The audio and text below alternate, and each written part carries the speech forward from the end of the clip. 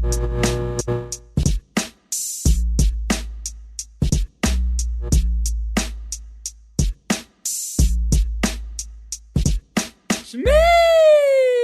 Welcome back. You are listening to the Shmee podcast. I am your host, Sam Pellicero, at Not Sam Pellicero on Instagram, and at Shmee Podcast.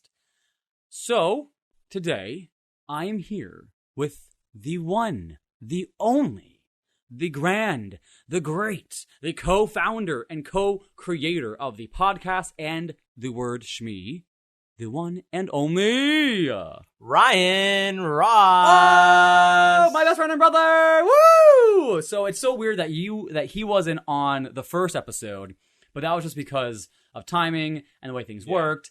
And also the whole reason why the podcast even started was that everyone wanted to hear my Uber stories. Yeah. So I thought, let me give the kids what they want, and then they'll get Let me see if I can write Ryan in somewhere. I'm dead. But like really. But so what's so interesting about the fact that I just said Shmee with Ryan in the room is it didn't feel the same way that I said Shmee during the podcast last week, because with you, that's literally our word. It is. Like we'll use it when we're sad. We'll go San Shmee, and when we're happy, we'll go Shmee. Yeah. It's a whole 9 yards, and that's what. It's the way you say it. It's the way you say it, and that's why it's so funny that that word on Urban Dictionary exists. And it means the things that we use it for, which I think is so weird, because then that means that there's other Sam and Ryans out there. There's a Shmee cult out there. Y'all, I would love, if you are listening to this podcast, Shmee cult, hit us up. Yeah. My number is, no, could you imagine I just drop my number right now? I mean, he already dropped your Instagram, your Facebook, your address, your social security. So. I know. What did you do? If I dropped the number, but it was like the National Suicide Hotline. We can't mix that up with Shmee. But we're like, happy. Yeah, like here's Shmee, K. Bye, don't cut yourself, thanks. Anyways, now that I've just gotten this podcast to be super dark, so Ryan, it's just the beginning. Yeah, right. Y'all buckle up for this next hour and a half. Y'all in for a treat and a trick. So Ryan, how do we know each other? How do we know each other? So, me and Sam obviously have this connection. Yes. As best friends. Yes. But aside from that, where it all started was being Army brats. And having that connection as Army brats kind of starts you out kind of on the same level.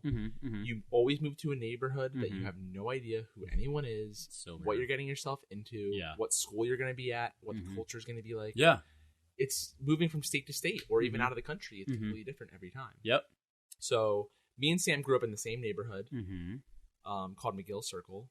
It's in Eatontown, New Jersey. And it's dead now. And it's completely dead and just pretty much some bricks and... I know, it's sad. Like, it looks like a war zone. Yeah. Which is the irony of it all, because it's a military housing and it looks like a war zone now. It's in the middle of a golf course, which is kind of an interesting aspect, but we can always get into that a little bit. Later.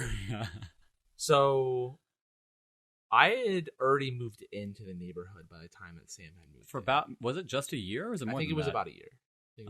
Okay. And there were so many families moving in and out at that time. Yeah. Fort Monmouth was just expanding. You know, there were so many people there. Every house was filled up. And Sam moved in one day. And like any other family that moves in, you know, you want to get to know them. So I see Sam walking around the neighborhood with his dog. And I think Sam has a little bit of a different take on this. Always. I was trying to be a nice kid and, you know, maybe get to know him a little bit. And so I was riding my bike, and Sam has a little bit more details to this story. Just, let's say this. Sam's completely Harry Pottered out. He has Velcro sandals, probably cargo shorts, probably holding Legos. Oh, 100%. His hair's kind of long and he's wearing glasses. Yep. Like so round the kid glasses. that like you really don't want to associate yourself with, and probably just drinks 10 Mountain Dews a day. But probably. It was actually Fanta, but continue. And I'm this not completely punchy kid yet, but I'm hitting that point where in elementary school, towards middle school, you kind of hit that bad spot. Oh, yeah. Oh, everyone has that bad spot. So I'm over there riding my bike, and I come across Sam, and I'm like, hey, is that your dog? Which to Sam is like, no, yeah, dumbass. It's my dog. Wants nothing to do with me. I'm just trying to start a conversation so I can get to know this kid. Maybe he can be a friend of mine. Obviously thought wrong, but here we are. 10 years later. So we start talking. Sam, I think you already had kind of some insight into me from other friends in the neighborhood. Apparently, I was not a kid to be dealt with. So you already just wanted nothing to do with me. Yep. I'm pretty sure this whole situation only lasted maybe 5 or 10 minutes. Yeah, maybe at most. But that was literally our first interaction. Me asking if the dog that you're walking is your dog. And that's about it. And I'm pretty sure after that, you're like, I never want to see that kid again. And it took an entire year for me and Ryan to then become best friends because I was such a dick to him. I would say even more than that. No, because it was after my 7th grade year that was when we had that big fight that ended up me going to your house and us becoming best friends. But it was so funny was because my take on the story is when Ryan came up and said, is that your dog? It was like this in my mind. Is that your dog? No, it's someone else's dog that I'm walking, you dumbass. And then I noticed what was he wearing? His jean shorts. He was riding his bike. Sounds about right. But he didn't fit on his bike, so his knees were sticking out. He was riding it crazy. And I knew from friends that I had made that he was this weird kid. But it's so ironic that in the end, they were the weird ones. See, you get a bad rep as a kid if you're more outgoing and try to get to know somebody because everyone wants to huddle in their like little shells and be like, cocoons. I'm cool for fucking hating people. So I pretty much cut the bullshit from day one. And that's why I hated Ryan was that he called me out my bullshit. And that's the kid I was I was a closeted gay kid. Well, I didn't even know that I was gay then. I just knew that there's something different with me. Low key, high key.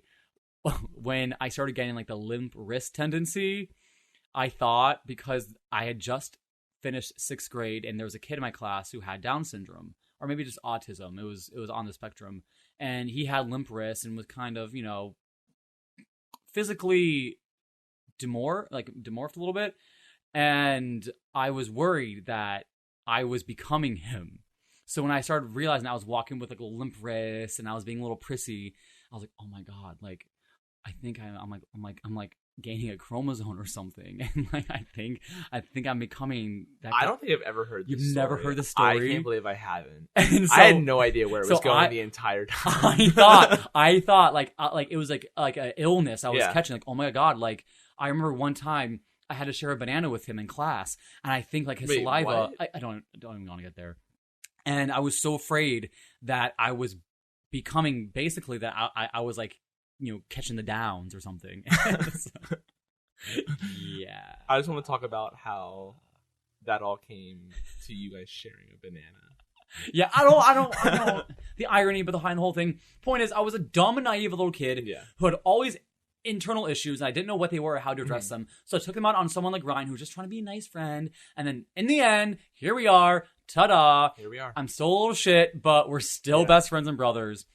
And going off of that is, even though Ryan and I are military brats, and growing up, we moved all over the place. New Jersey was the last place for Ryan to move. It was end game for him. Yeah. He has been here in New Jersey since 2001, 2002. He has not left. I had to move after 2008 to a couple places, and then I came back on my own. Even in all this time, it's almost been 10 years since I've been back in New Jersey on my own. Me and Ryan never traveled anywhere together. Yeah. Like it's crazy to think about because you and your girlfriend have traveled all the time, and there have been times where your family has gone away, and I'm so obviously I'm like a member of your family, and it's so weird how there was never a time where I went with you guys anywhere, or vice versa, where you didn't go anywhere with my family until May of this year. Ryan and I went to New Orleans because. You already know. That was Big Frida, the Queen Diva, Besta Believa, the Queen of New Orleans. And we went there to not only go find her, because we are her biggest fans. We try to be. We're trying, but because Ryan and I needed to go on a trip. my grandmother passed away. Thanks, Grandma. Thanks, Grandma D. I got a little bit of money, and I decided to drop it on an experience of a lifetime. Which it was. And it was, and the aftershocks of that trip still haunting us. Literally still haunting us. So, well, I guess we'll just go right into it. I mean... Yeah, I mean, why not? Why not? There's a lot that happened. There's a lot to cover. Oh, yeah. I mean, overall, it was a great trip. Yeah, I mean, yeah. I'm thankful that, like, Sam wanted to take his dead grandmother's money and just lay it all on me. So thank you for that. But I didn't know what to expect. You had been to New Orleans before. Yeah. I'd So never been there. Yeah. So I had gone for work last year. Yeah. And I fucking fell in love with it. And immediately, the entire time, I was texting you, I was like, Ryan, we need to come here together. And we went literally almost to the exact date a year later than when I had been there. And it was just a phenomenal trip. I mean, me and Sam are already very close friends, but for us to experience a city together like that and explore and see different culture and people, and it was just overall just an amazing trip. And I'm so thankful that we went on it. I know, it was a blast. But on that note, what? We'll go. So me and Sam get to New Orleans, and I'm excited, but he's super excited because he knows what I'm getting into, and I have no idea what I'm about to get into. Oh, yeah. So, of course, we have to hit food first. Oh, absolutely. Why are you not going to go to New Orleans and just eat and drink your way through the entire city? Y'all don't even know. So, I knew we had to get some pralines. Yeah, not pralines. Don't be basic. It's a praline. Gumbo, jambalaya, the whole nine. Oh my god, me and Ryan went to a cooking class. Yes. My mouth is watering all over again. We made gumbo, jambalaya, and pralines. Yeah. And it was thebomb.com.org.edu.uk. It was. It was all that. Minus... in a bag of chips. Literal, probably bag of chips. Minus that annoying little girl who I wish that oil burned her, but... Yeah. So, me and Sam were in the cooking class, and... there was just a lot of people there that did not need to be there, though. Yes. Just didn't care. We went to New Orleans School of Cooking, I think, something completely legit. Like, legitimate. Remember, it was like number 2 on TripAdvisor of the places to go in the world. Yeah. And people just weren't taking it seriously. No, at all. But we still enjoyed ourselves. Oh, 100%. Even though there was little girls running around that, probably could have been burned by any of the food at any time. Yeah, and here's the thing. Little annotation. The child wasn't even the bigger issue. It was the mom. Yeah. Because you can't blame a toddler for not understanding how to behave in a class like that. Yeah. The fact that the mom was not paying attention to her daughter as her daughter went up to the stove where the oil was flying all over. Yeah. I wanted to call DYFUS so fast on that mom and then steal that child from her. But she did the right thing. I mean, you just give her an entire bag of jelly beans. And watch her devour them. Y'all, she ate all 52 flavors. It was just, I'm going to put it this way, a smorgasbord of people. Yes. Just completely different backgrounds from all over. Yeah. It was a melting pot within the cooking class. Yeah. And Sam had this friend, I'll call her, sitting next to him the entire time. Granted, people are nice. We are open to people. Yes. We want to talk to them. We're fine with that. Yes. But it was the type of person where if something happened, they would have to like nudge you or look at you and make sure that like you're acknowledging like, oh my god, he just said a joke. Yeah. And it's just like, relax. I know. And what was so funny was that I didn't understand what her deal was because she was vegan, so she couldn't eat any of the food that was being cooked and prepared. Which was fine with Sam because he literally I got second, third, and like I almost felt like she was trying to fill me up to then like cook me later in the swamp. You know what I mean? Yeah. She kind of had that vibe. She had that vibe. But then it was funny because the entire time she was with her friend. And I just remember thinking, and after the fact, I was venting to Ryan about it, and I told him, what was the effing point of that woman being in the class with her friend if she wasn't going to eat anything? And then Ryan brings me down to reality, and he goes, her friend was blind, and she was her guide. And I said, and to hell I go. Yeah, literally. I'm like... Let's take a step back here. Yeah. I don't know if she was here for her. She was here for her friend. Yeah, I don't know. And I don't know if you noticed, but her friend was wearing sunglasses the entire Well, I mean, time. I'm not watching her, and who knows? Some people like to wear sunglasses inside. Yeah, she only had a giant pole where she was like, trying to figure out where she was going. But, yeah, who knows? I'm dead. Yeah, so that happened. Aside from the cooking school, we had the swamp boat tour. Yeah, which was awesome. Our guide tried to pull in a crocodile. Yes. I told Ryan beforehand, if I do not see a crocodile fighting a child, I don't want this trip. And I want to see this majestic image of a bird flying down from the tree and slowly lands in the water and then gets fucking devoured by a crocodile. Like, I wanted that National Geographic shit. Didn't get it. Lots of crocodiles. Yeah. But that was about it. There was a homeless man. Yes. With his sign. There was more than one. Oh yeah. But our favorite homeless man. Our favorite or famous homeless man, I would say, because he's famous to us now, is someone walking around with the sign that I'm pretty sure said "would eat pussy for food tips." For tips, yeah. Yeah. And I think we met up with him at the end of the night. Right? We didn't give him no puss, but another thing that I want to talk about is, for the first time in my entire life, I had boobies in my face. Yes. So there's this bar that me and I don't know if it was the first time, but it was the most recent time. Touche. It definitely reaffirmed that I am a homosexual. Yes. There's this bar where you sit in a barber's chair. And for those watching on YouTube, I'm going to put the video right here along with it. And you sit in the chair, you pay like $6 a shot, and she literally tips you over on the chair, spins the chair, pours on the shot, and she rubs her big old like double D titties in your face. And beforehand, because I'm a respectful human being, I wanted to let her know, like, hey, just so you know, I'm gay. And she said to me, honey, I don't care if you're gay, straight, black, white. Like, how would that have helped the situation? Because I don't want her to think I was like some pervy white kid being like, oh my God, I'm going to get some titties in my face. Her business is literally having people sit in her chair I to put know. her titties in your face. But like, you know, but that's why she went in on me. Because she was like, he's gay. He's not even, I'm not going to worry about some pop boner. I'm going to put those boobies in his face. And I gave her $12 in a tip. So that was amazing. Yeah. So I hope you guys. And we're not talking about one shot. We're talking about like half a liter of Fireball. It was so much alcohol, and you had no choice. No choice. And and that was the first drink of the night. That was our second night. Yeah. And we were good after that. We went home. Yeah. Okay. No. And so then the other thing that I thought was a highlight was I brought Ryan to his very first drag show. And it's so funny because I'm surprised Ryan had never gone to a drag show, because I mean, I'm surprised we've never gone on vacation together. Well, I know, but also those should have happened at the same time, and they did. Exactly. You know, but so also the other reason why I'm surprised is that Ryan is the king of the gays. As a straight white male, Ryan is the king of the gays. For some reason, he has so many more gay friends than I do. And it's so weird. And they're not just I mean, you guys are all coming out now. It's a cool thing to do. I'm dead. But it's not even like, oh, he works with someone who identifies as gay. They're like his close friends. Yeah.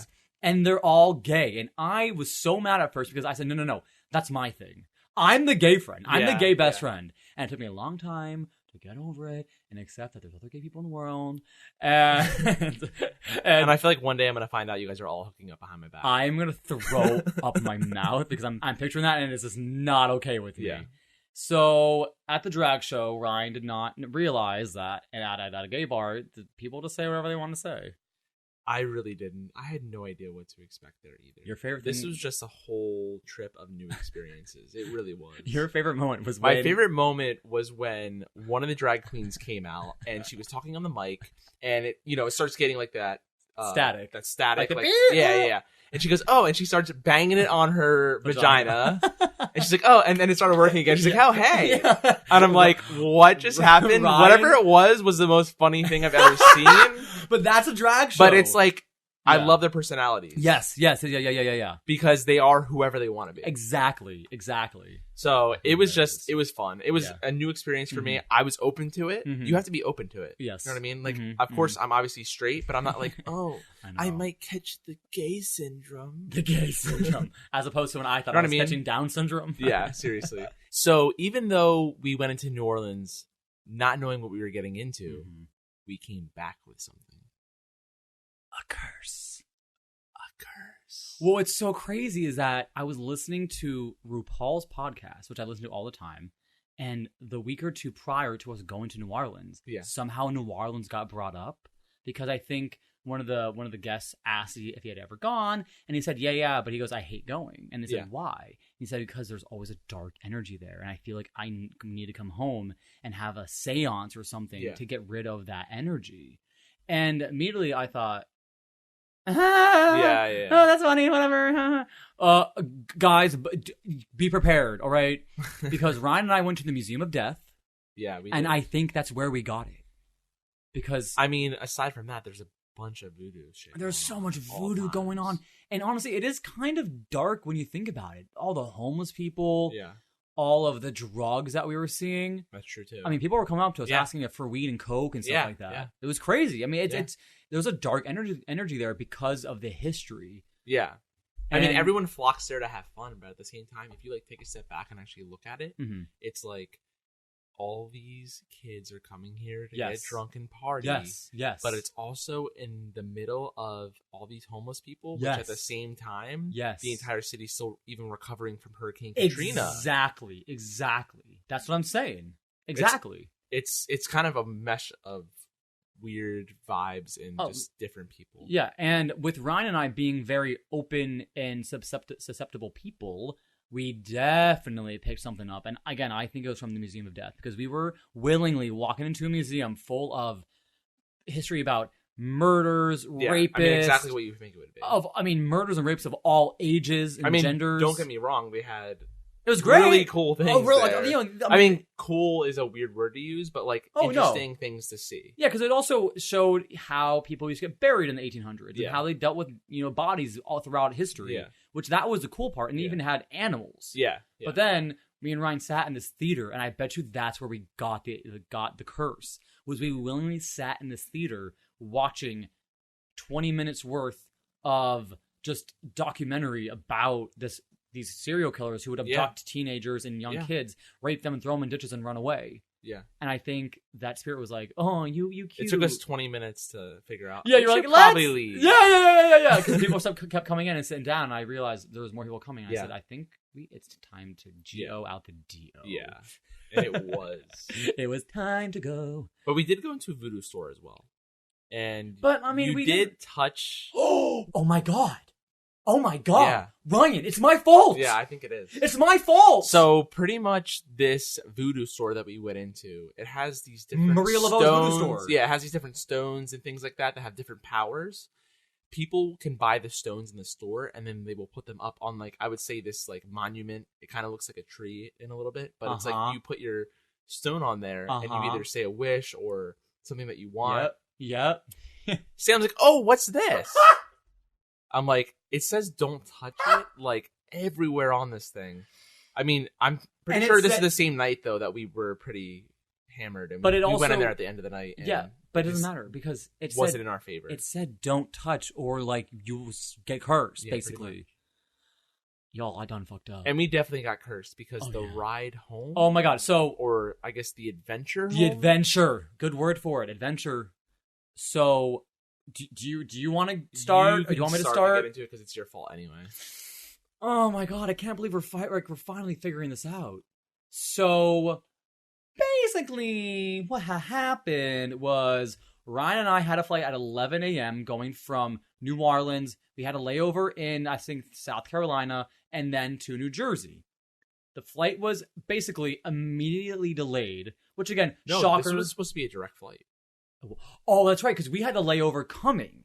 Yeah, we had a direct flight. This was a direct flight. We were like, oh, awesome, we're going to get back middle of the day. We're going to have the rest of the day to hang out, because Memorial Day was Monday. Yes, and the guy I was dating at the time was going to pick me up from the airport and take me back to his place in the city. So, like, cool, we have a whole day to, like, relax and, like, kind of, get back into things. And that just did not go our way. No, so the flight was immediately delayed.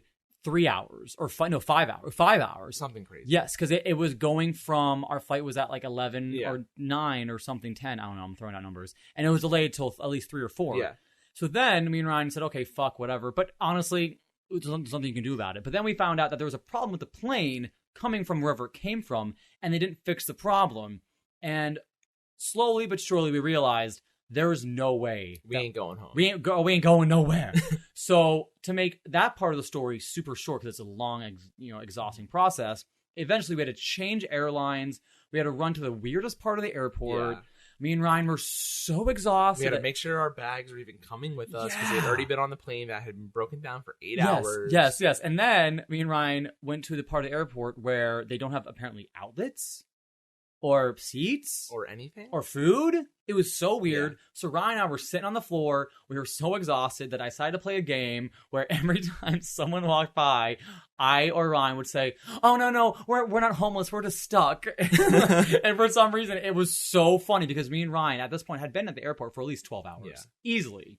Eventually, we went to South Carolina. Yeah. That's why I got that in my head. Yeah.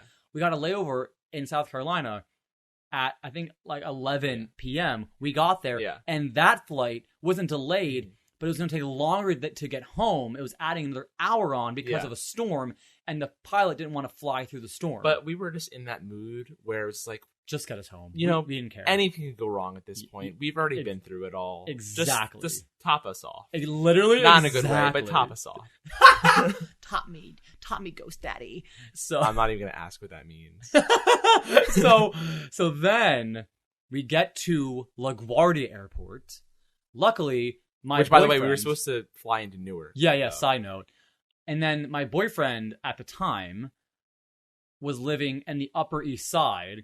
So Ryan and I just took an Uber straight across the river to his place. We crashed there for the night, and it was great. Because then eventually we went home the next day. I think I stayed or something. I don't know. And then that was it.